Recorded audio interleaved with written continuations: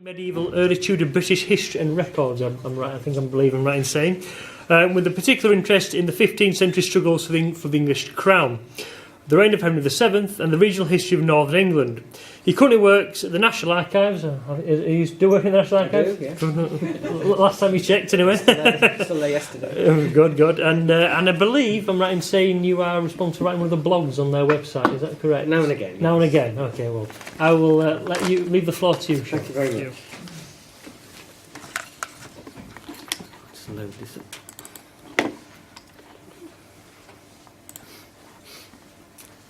So, thanks for that introduction.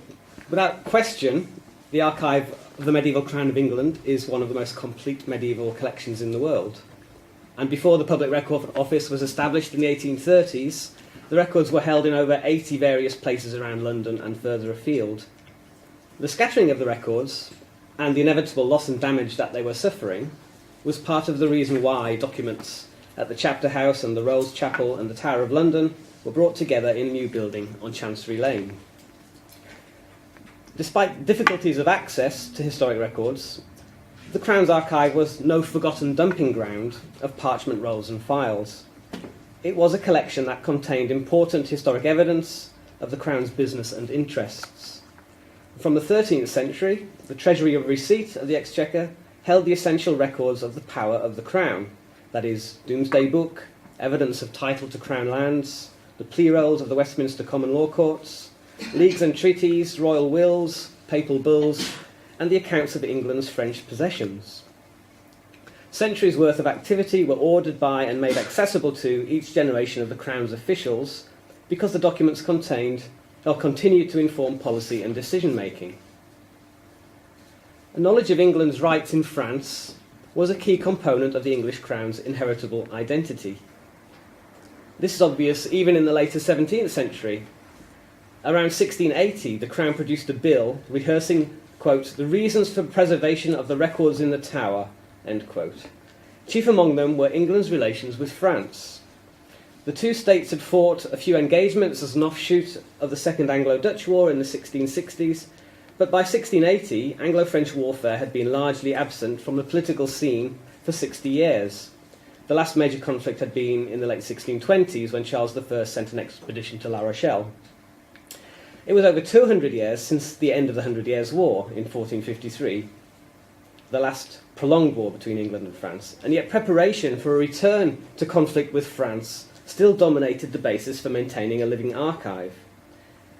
The chief reasons were, as a record for all the achievements of this nation in France and other foreign parts, the homage and dependency of Scotland upon England, the dominion of the British seas, totally excluding the French and Hollander to fish therein without licence, proved by records before the conquest, the interest of the Isle of Man and the Isles of Jersey and Guernsey being the remaining part of the Crown's Norman possessions, the title of the realm of France and how obtained, all that the kings or princes of this land have until that time done abroad or granted or confirmed unto their subjects at home or abroad, and are therefore in Parliament, in the Anno 46 of Edward III, said to be particular evidence of every man's right and the records of this nation, without which no story of the nation can be written or proved.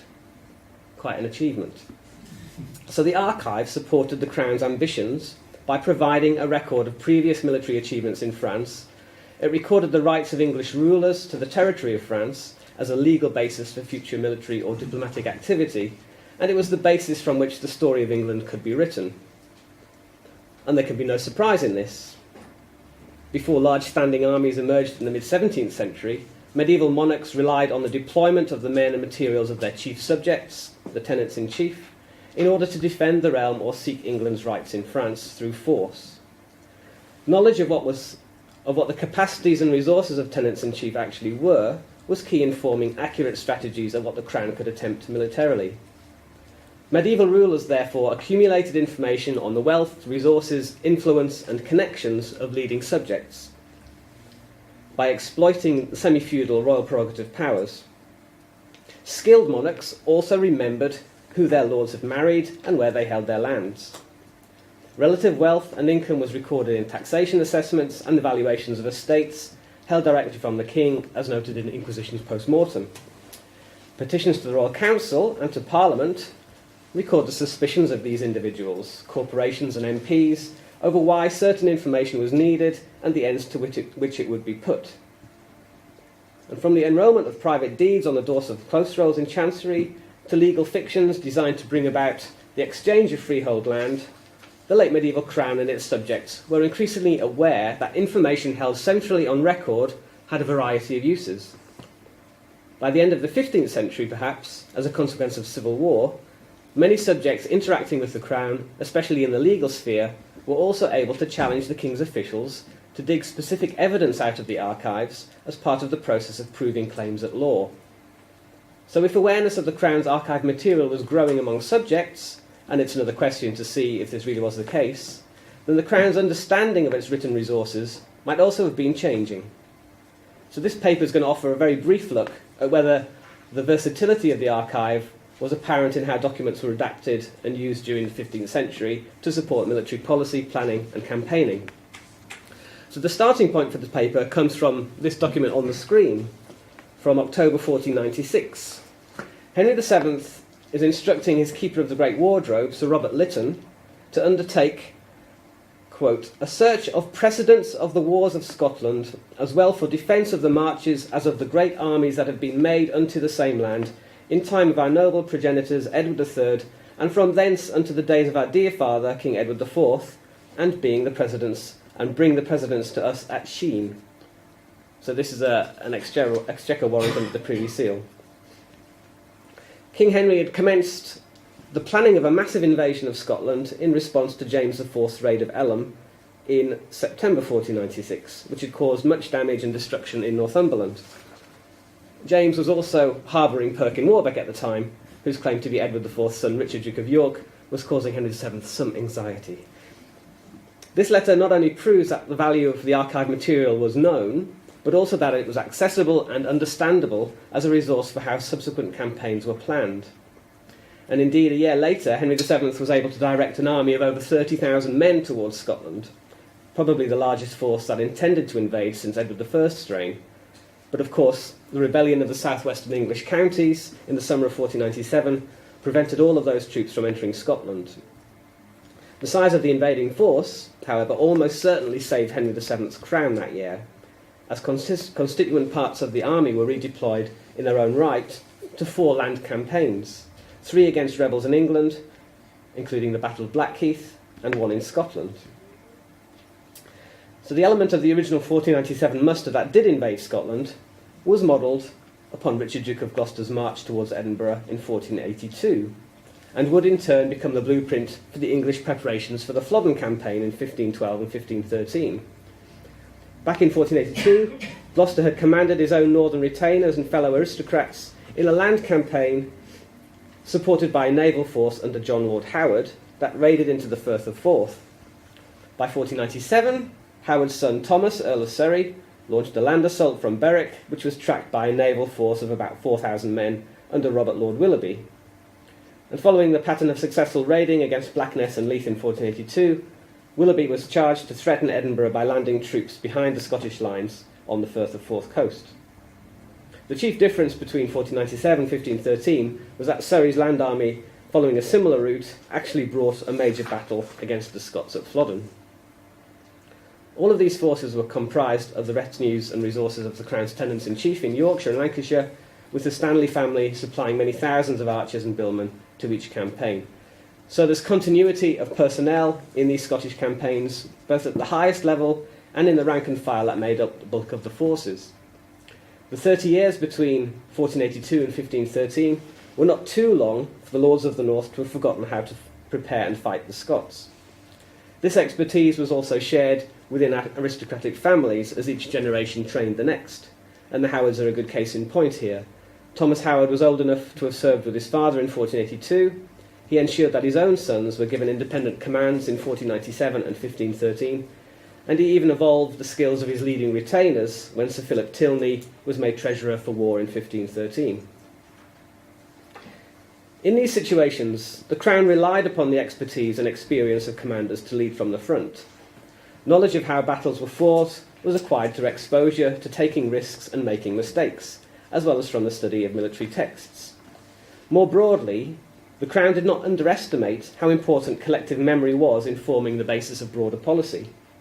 For example, in January 1496, Henry VII relied upon anecdote and individual experience when he asked Bishop Richard Fox, Keeper of the Privy Seal, to compile the historic grievances of London merchants over trade with the Netherlands. Their complaints formed a wish list for negotiations with the ambassadors from the ruler of the Low Countries, Archduke Maximilian. The proposal that emerged later that year reflected the specific experiences of merchants trading since the 1440s. The Tudor Crown therefore refreshed its overview of the structures of trade by harvesting the collective knowledge of those merchants who had engaged in it and whose livelihoods had been damaged by the political decision earlier in the reign to ban trade with the Low Countries. Acquiring knowledge and experience across generations was a key part of connecting policy requirements to practical measures that could be delivered. This is also the case in military matters. But it was more marked in areas readily under the Crown's direct control, such as supply, logistics and victualling, wages and ordinances concerning conduct. The key to knowledge of how successful commanders had put themselves and their armies onto the battlefield in the best possible shape to win the day was contained in archival records of the Exchequer and Chancery.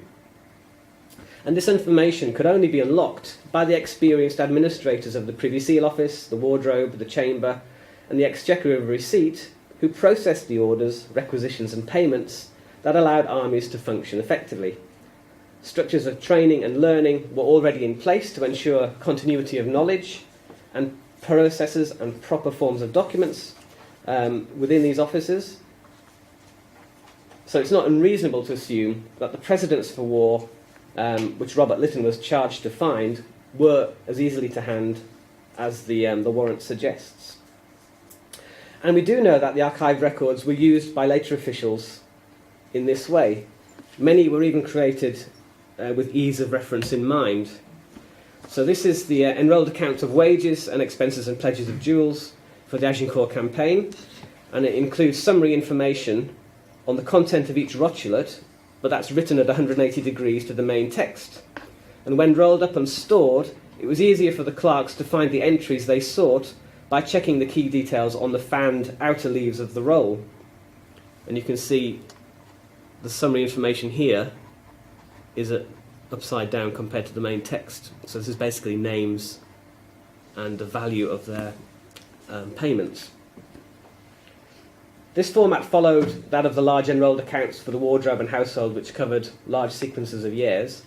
But the fact that this campaign enrolment was separated from, was created from individual particulars of account and then written up, but it's probably been stored in a separate place as well, with other key documents such as the estates of the Templars and the estates of the Contrariants in the 1320s. This suggests that the Crown's got a particular interest in keeping these records separate. And there is much other evidence in the 16th century of ministers exploring medieval practices and precedents and helpfully leaving their mark to indicate what they were looking for. So we can see at the bottom of this one there's a little cross-reference, and when you turn it over you've got these Elizabethan notes which officials have entered on the back, noting the process in use in 1492 for discharging chamber payments through the Exchequer Pell's book to avoid unnecessary indemnities. And there's lots of other examples which I could show you all day, but I feel time is short. But it shows a real interest in using the archive to explain how administrative process and practice had developed and changed. The driver for this partly came perhaps from continuity of personnel within these departments, and those at the highest level are most easily traceable. But long careers in Crown service were rare in the second half of the 15th century because of the violent changes of regime in 1461, 69, 1483 and 1485. The state of affairs must have disrupted the transfer of personal knowledge between civil servants before and after the loss of England's French lands, which might have placed a stronger emphasis on the written record rather than personal knowledge as a way of transmitting expertise. Survivors of the Civil War also had to have exceptional skills and the good fortune to navigate through shifting allegiances. To do so, many top administrators did have to choose sides in the political struggles for the crown. And long surviving officials such as John Morton provided the crown with deep experience and broad knowledge of central administration, but his career had not developed smoothly. So Morton was a lawyer at the centre of the Lancastrian regime in the 1450s, and in 1459 he helped draft the attainder of the Yorkist lords at the Coventry Parliament of Devils. He held out against the Yorkist usurpation till he received Edward IV's pardon, but by the mid-1470s he'd become a master in chancery, initiated exchequer reforms that gave more power to the King's Chamber, and was promoted to become Master of the Rolls. So Morton's knowledge of governing processes and the records they created did provide direct benefit to the Crown. And it's also likely that his skill in drawing younger blood into Crown service had a longer-term impact as well. So men like Thomas More emerged from his household, and other associates such as Sir Reginald Bray made the most of Morton's training and influence to acquire skills in a variety of roles, and it was Bray who served as Treasurer for War when Henry VII invaded France in 1492. At a more wholly administrative level, such as that of the four tellers of the Exchequer, the impact of specific knowledge was more keenly felt. So teller Richard Butler handled the central finances to support Richard, Duke of Gloucester's grand raid into Scotland in 1482, and his journal books of payments supply important details on aspects such as the transportation of cannon from Calais and the Tower to Newcastle, the contracting and delivery of German and Burgundian mercenaries to the border zone, and the provision of uniform brigandines and jacks with the cross of St. George for all the foot soldiers. So this type of detail, and even more minute concerns, even such as the number of nets, brushes and nails needed to maintain a gun cart on campaign, this was invaluable information at the time, but also a point of reference for subsequent administrators. And you can see from this slide the use that this information was put to. So this is a document from the 1520s associated with Lord Dacre on the border, but it's a calculation of the victuals needed to keep 1,000 men in the field for 6 weeks. And it really can only have come from a study of previous accounts like those of Butler and the input of commissariat or purveyance officers who had kept armies marching without wasting supplies and resources. The calculator gives some indication of the vastly complicated task of keeping 12 to 15,000 men on campaign for several weeks. So per day, 1,000 men are eating 5 oxen, 25 sheep, 60 fish on fish days, and vast amounts of cheese and butter, as well as the portable animal fodder to keep the food moving when it's still alive. So this paper's already suggested that the period between the last battles of the war in France in the early 1450s and the attempt to revive England's territorial claims 20 years later was too disrupted by the Wars of the Roses to allow any meaningful continuity of personnel. A stronger emphasis was perhaps therefore put on the formal records of how the most successful phase of the Hundred Years' War was commenced under Henry V. Without an ongoing state of war, there was little need to turn over and refine the knowledge needed to plan and equip military campaigns based on a frontier war and sustained from within occupied territory. So the final English defeats at Rouen in 1449, at Formigny and at Castillon by 1453 ended English expertise in that type of warfare. And when Edward IV contemplated a new assault on France in 1475, it was Henry V's invasion of 1415 that he emulated as a starting point.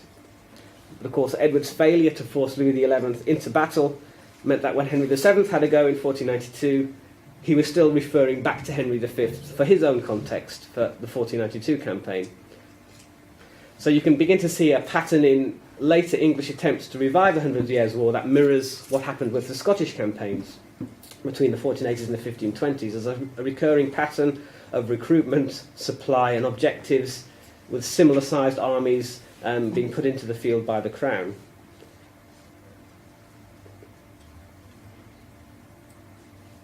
I think the exception would be Henry VIII's army that crossed to France in 1513, which was so massive that it really looked back towards Edward III's reign rather than the 15th century. So Henry VII's 1492 invasion was of a similar size to Henry V's in 1415. Both landings sought to establish a bridgehead by besieging a fortified French port town. Edward IV in 1475 used Calais as the destination for his channel crossing, but his army was also very similarly sized to Henry V's and Henry VII's.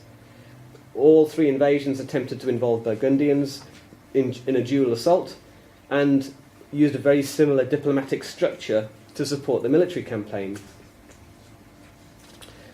Emulating those of 1415, the armies of 1475 and 1492 were professional forces made up of many small contingents of the best troops available to England's peers, knights and esquires. For example, Edward IV's army was about 11,500 men strong, being made up of 1,198 men-at-arms, 9,695 archers, under 5 dukes, 6 earls, 13 lords, 12 bannerets and 18 knights as chief captains. And this is from a manuscript in the College of Arms. Henry VII landed with about 14,000 men in 1492, evenly spread between similar ranks of society.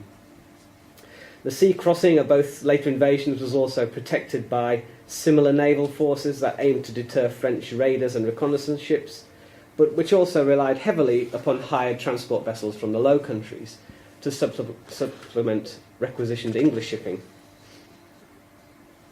Similarities continued in the way that captains were indented to serve. The format of indentures remains very consistent between 1415 and 1492, even though many of Henry V's are in French. So we can see some of those here. So this is the indenture for Robert Ratcliffe in 1415, but the structure and the wording is almost identical to that of Sir William Stanley in 1475, and he also served in 1492. And the indenture is identical, apart from the blanks where they haven't filled in the exact number of archers. So the recording of wages of war is another example where the forms of the records is really copied and duplicated to back up the function which they're intended to record. So the recording of wages of war and conduct money, it's developing directly from the particulars and rolled accounts of Henry V's campaign. And the format might have moved to more convenient book form, which it does by the end of the century. But recording of the rates of wages per day by rank under each captain probably emerged through close analysis of earlier practice. So this is the books of 1512 and 1492 treasurer's accounts. In 1475, on the 25th and 26th of July, Edward IV's English army camped on the field of Agincourt. Such a deliberate and symbolic decision indicates that there can be little question that Henry V's successes were inspiring to later English kings. The chronicle embellishment of King Henry's achievements before 1422 left much for later kings and lords to live up to. While Henry VIII, and to some extent Edward IV, tried to impress their own subjects and foreign observers with the magnificence of their military power, Henry V's influence was also felt at a deeper level within government departments, as a benchmark for strategic planning which later monarchs looked to duplicate. So when Henry VII established a regency council for the 5-year-old Prince Arthur when he left for France in 1492, he looked back to the arrangements made for the infant Henry VI. And although the ordinances stipulating behaviour expected from troops in 1492 were distributed using the newish technology of printing, their content was almost identical to those issued in manuscript by Henry V. In the final quarter of the 15th century, it became logical and familiar for military planners to use the resources contained in archived Crown records to discover best practice from periods where English armies had been successful. And it's not really surprising that this was so, given the range of instances in which it was desirable for the Crown to have valuable information to hand. The construction of large, specialised armies was such a complex task that also happened infrequently after 1453. When the preparation of armies was planned and controlled in the second half of the 15th century, this was done with reference to the information in the Crown archives that showed how England's famous martial kings had achieved their earlier victories. This only re-emphasises that although later medieval period was one of struggle for the crown, all kings wished to be compared to their predecessors that had been most successful in the war against France. Thank you very much.